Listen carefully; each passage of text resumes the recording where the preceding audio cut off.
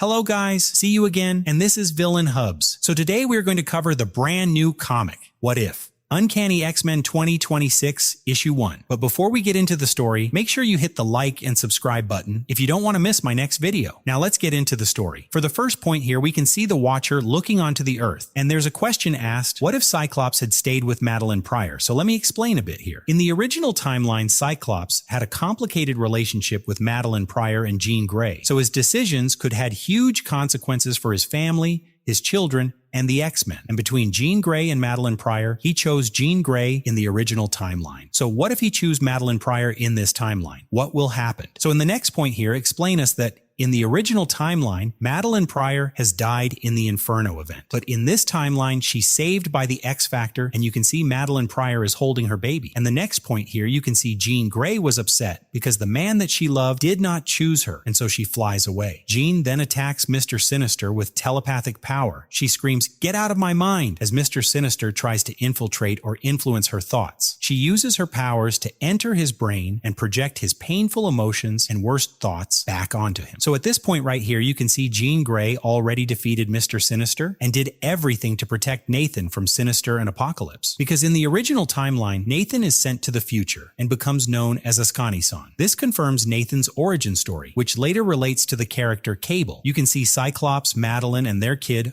are living peacefully, and them both as parent are trying to protect Nathan from the dark fate of the original timeline. But Scott's still afraid that Nathan could not accept it if he know that he is a mutant, same as him and his wife. So at this point, it shows that the X-Men are trying to call Cyclops back to help the world, but Scott refuses and chooses his son and family first. Madeline also supports this decision because she doesn't want Nathan's normal life to be ruined. Like, you can see that Logan is trying to call him out, and Scott was like, "Nah, that's okay. Maybe you go without me this time." Then the next point, Scott and Madeline can no longer hide Nathan from the truth. Nathan begins to manifest mutant powers, and now the whole family must face the fact that he can't live as a normal child forever. Like, you can see he just fly up while sleeping, and he's like, "Mom, Dad, help me." And so when Scott and Madeline come in, they were like, "We hear you, boy, and we have a lot to tell you." So Madeline decided to telepath into Nathan's mind and shows him all they have done as they were the X-Men. After seeing that Nathan was like, "Mom, Dad, I want to become a superhero too." And that's when Scott say, "Proud of you, dear boy." Jump to this point shows us the positive outcome of the new timeline, right? Because Cyclops did not left Madeline and Nathan. Instead, their family became a strong team of heroes. Nathan didn't become Cable through pain and a dark future like the original timeline, but he became Cable with his parents by his side and supporting him. Like, you can see they are battling with some villains, right? Now we cut to Jean Grey's scene. In this timeline, Jean Grey is no longer with the X-Men or Scott as the original timeline. Instead, she has chosen to leave into space to find a new path. While Scott Summers' family become famous heroes, Jean becomes a character with a mysterious destiny beyond Earth. Like, you can see she goes to the Fantastic Four Tower and fly the rocket out to space. At this point, we see that the Summer family has defeated many villains, and now everyone recognizes them as heroes. Unlike before, people were afraid of them because they were mutants, and unlike the X-Men, they tried hard to get this, but Summer family just do it for joy. And you can see, like, they defeat the Atlantis and the Mole Man, right? Then we jump to the scene of Mr. Sinister has awakened to the memory of Madeline Pryor and the secret of Nathan the Cable. This means that a dangerous old enemy of the Summers family is returning,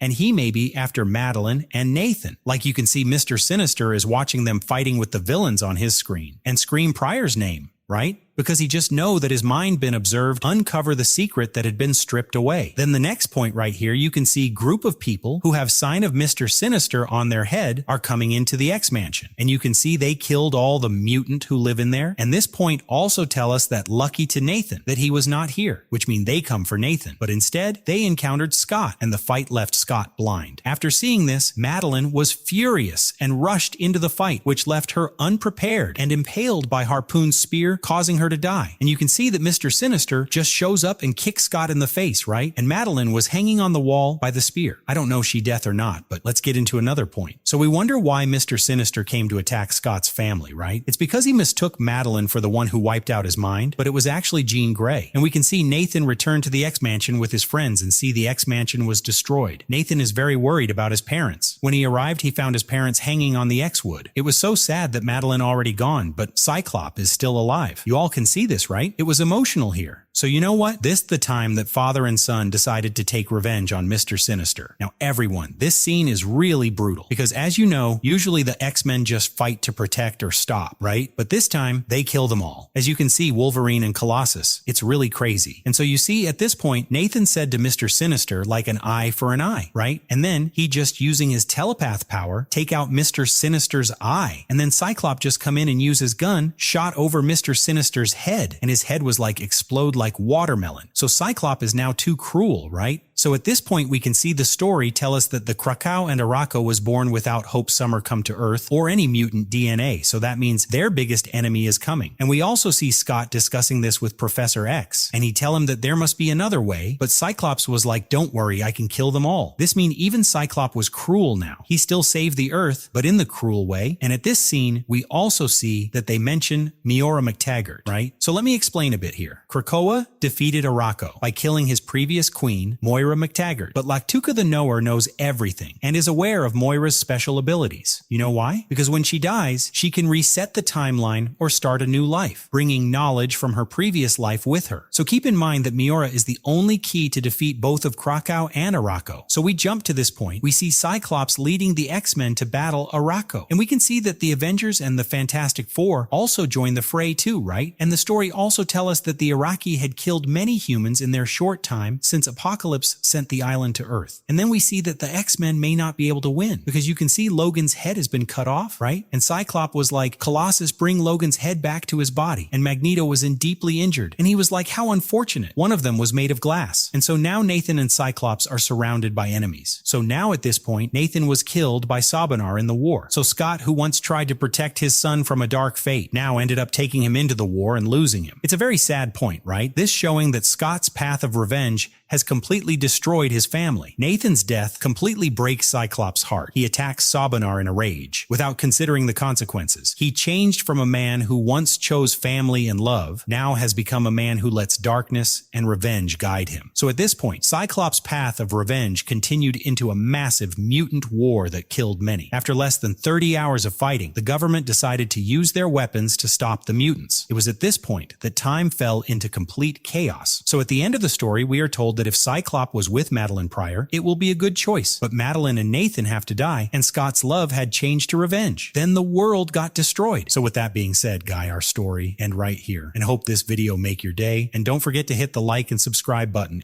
Anyway, peace.